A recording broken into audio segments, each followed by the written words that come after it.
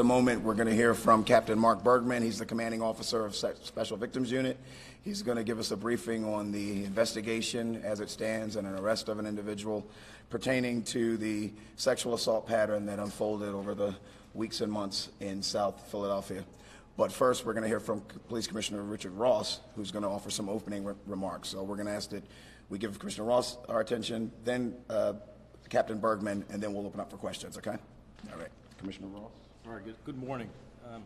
Just to start out, as you know, an arrest was made of a very violent predator who essentially terrorized an entire neighborhood and essentially held folks captive by his very violent predatory acts.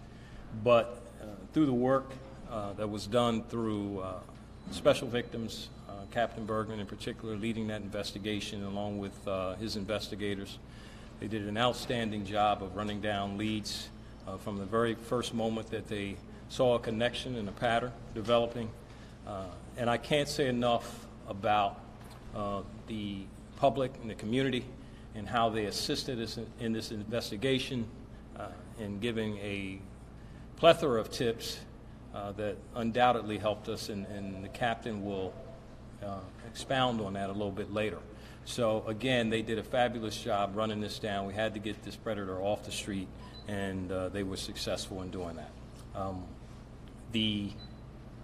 Among some of the downsides, in addition to what he was doing, sadly, we have discovered that this person was a city employee. So he's working for the streets department. I can probably give you a little bit more later, but I want to allow the captain to get and give you some details about how they were able to successfully arrest this individual. Captain. Morning. Okay, as you're aware, we had the pattern since December 20th, and we did recover video all along every crime that occurred, which we put out to the media. On the 22nd, we had 2 more incidents that occurred. As a result of that, we were able to recover the best video we got all along the way, capture a good image of our offender's face. We held a press conference on Friday night, and we put that image out and appealed to the public for anybody to please let us know who he is. And they did respond. We got a huge amount of tips over the weekend and yesterday with different individuals, but one individual kept coming up. It turned out to be our offender.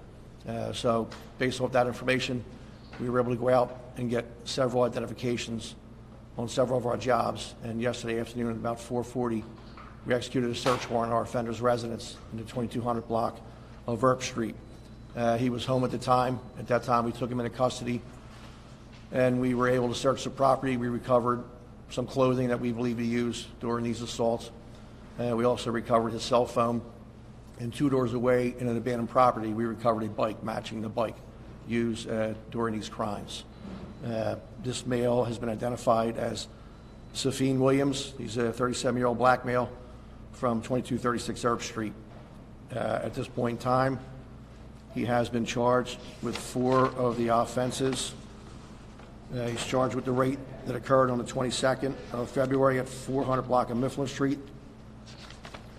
He's charged with the rape that occurred on 1900 block of Bancroft Street on the 22nd also. He's charged with an indecent assault that occurred on February 17th in the 1700 block of South 16th Street. He's also charged with a rape that occurred back in May of 2018 in the 200 block of Morris Street. So at this point in time, he's in custody, being held on those. He's yet to be arraigned. Unfortunately, we can't share his photo at this time because we have a lot more investigation to do. We have other witnesses who want to show his photo too, so we're holding off on the release of his photo. We believe that he's probably going to be identified in numerous other crimes that occurred. So that's where we're at this point with our investigation. The May attack, where was that? Sorry. May attack was in the 1200 block of Morris Street. We were able to identify him in reference to that as a result of DNA evidence.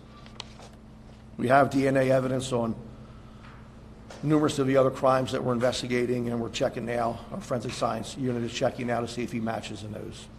His name again? First name is Safeen. That's how he pronounces it. It's S-A-F-I-E-N. Last name is Williams. He's 37 years old. And how do you all ever track him down? I'm sorry, excuse me? How do you all able to track him down? You mean get him identified or track him down? Well, both. Yeah. Okay, well, identify, it's, a large part of that was the public's assistance. You know, they responded, you know, very greatly. We got a lot of tips, a large amount of tips. As I said, a lot of the tips were him. People began to post his picture on social media, and they were forwarding them to us also, and he did bear a striking resemblance. As a result of that, we were able to get a hold of our witnesses, show them photo displays, and they positively identified him. And then we went to his house, where he's on location, and took him into custody. Okay. And where was his house located at? 2236 Earp Street. Okay. And when was that arrest made? That was made yesterday at approximately 4:40 p.m. And he's charged with 3 counts of rape and 1 of sexual assault. He's, if you want all the charges, I can give it to you. He's charged with 3 counts of rape, 2 counts of involuntary deviant sexual intercourse, 2 counts of sexual assault, 3 counts of simple assault, 2 counts of unlawful restraint, 1 count of false imprisonment, 1 count of burglary, 1 count of possession of instrument of crime, 3 indecent assaults, 1 aggravated assault, 1 robbery, 1 aggravated indecent assault, and 1 theft RSP. As you know, is this his first offense in this context? It's not his first offense, I can It's tell not you his that. first offense. No. But those charges relate to 4 incidents? He's charged in connection with 4 crimes that occurred, and we're investigating him on a lot of other crimes too. Just to clarify, when you say it's not his first offense, it's not his first rape offense? Correct. Okay. Correct. We've had contact with him before, not special victims, but the police department. Is it surprising that a guy with a history, or at least a history of rape, could get a job with the city? He's thinking you're saying he was conviction for rape. Right, he has no sexual offenses. Okay. Yes, Okay. none at all. But he had a criminal record. Yes. And just could you fill in the point was made that he is apparently employee of the city?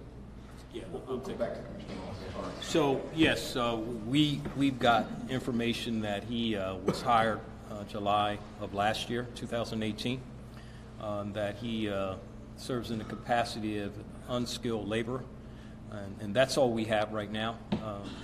But clearly we have an obligation to inform and to let you know that. But one other thing I want to stress, and that is we're hopeful that, or we're asking that anybody else who may have had contact with this individual in a way of being assaulted in any way, shape, or fashion, that you come forward, irrespective of what your status may be, whether you're not a resident of this country. Don't worry about that. I mean, you're a victim. If you're a victim, come forward. Okay? We have reason to believe that in some instances he may have preyed on people like this, whether intentional or unintentional. So we want to make sure that we can get our arms around this entire investigation, know exactly who may have been preyed upon by this individual. And so please do not allow anything relative to your personal status to preclude you from coming forward as a victim. And that's important to stress. All right? Commissioner, if I could just clarify what you just said. Was he following a particular profile? We don't know that he was following a particular profile, but clearly we know that at least one or more of the victims, may have not have been, a resident of the United States. And so, which is not important to us, but, we know by some delayed reporting that could have been an issue for that reason. And so we want to make sure that does not occur for any other potential victims on this crime or any other crime.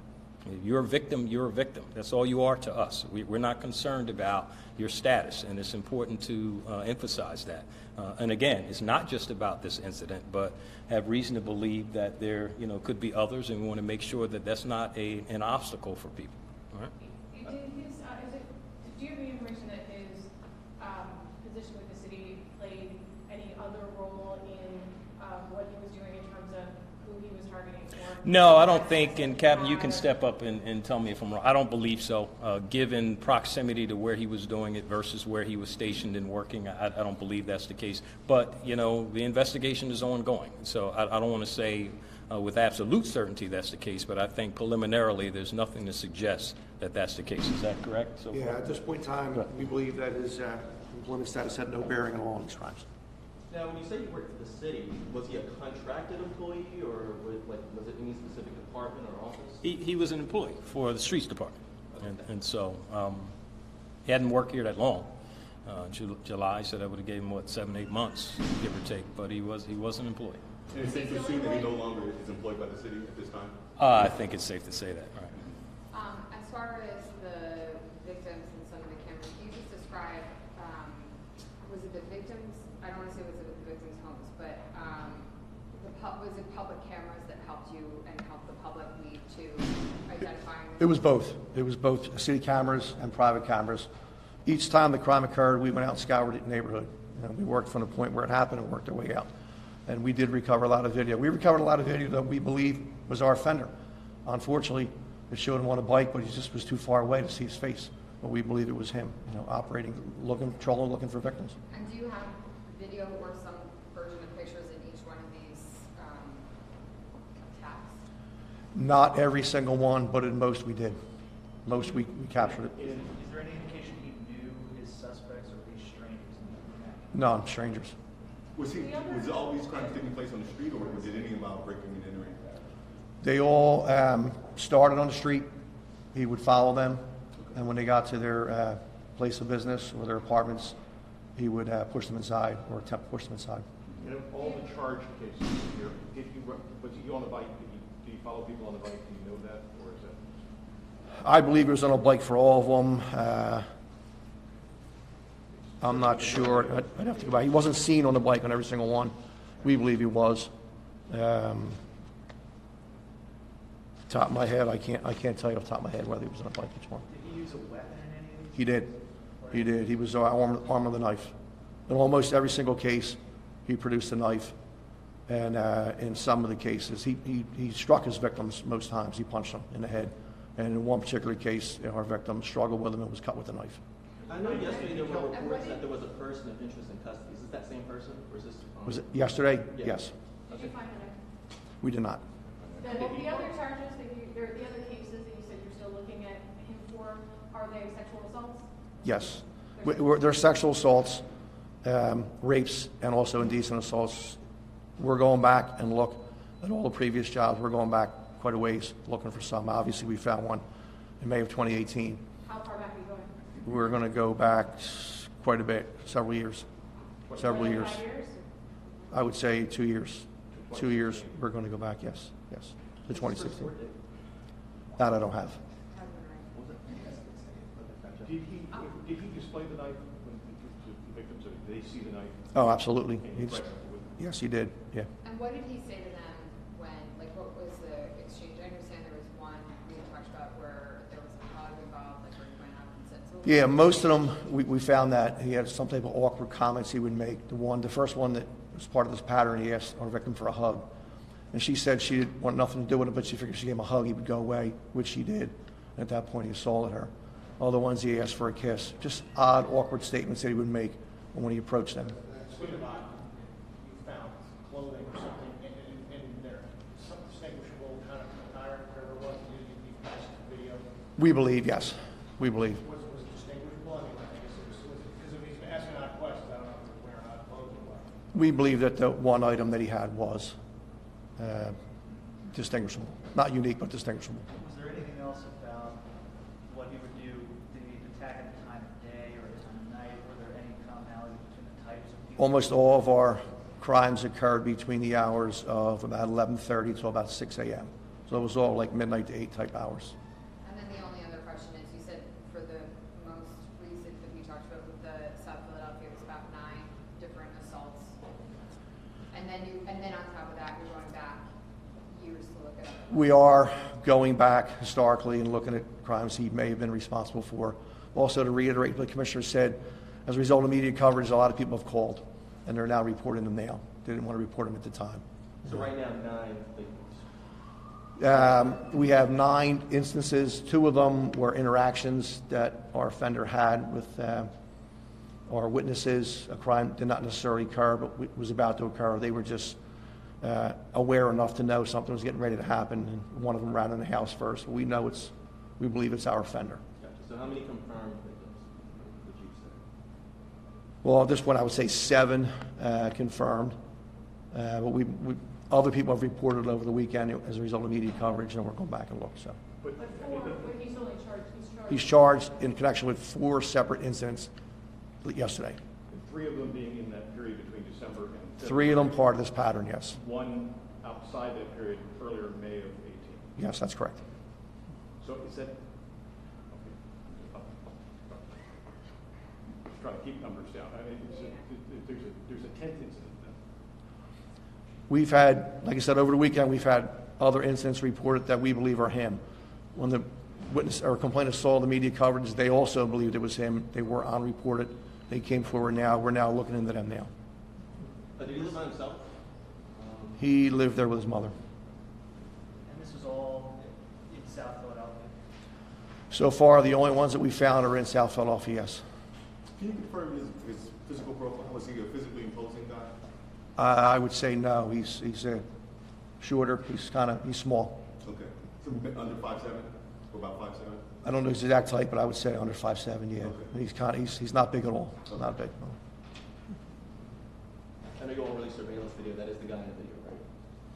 I'm sorry, what's that? In the pictures and video that you all released, that is the guy that you all apprehended. That is the.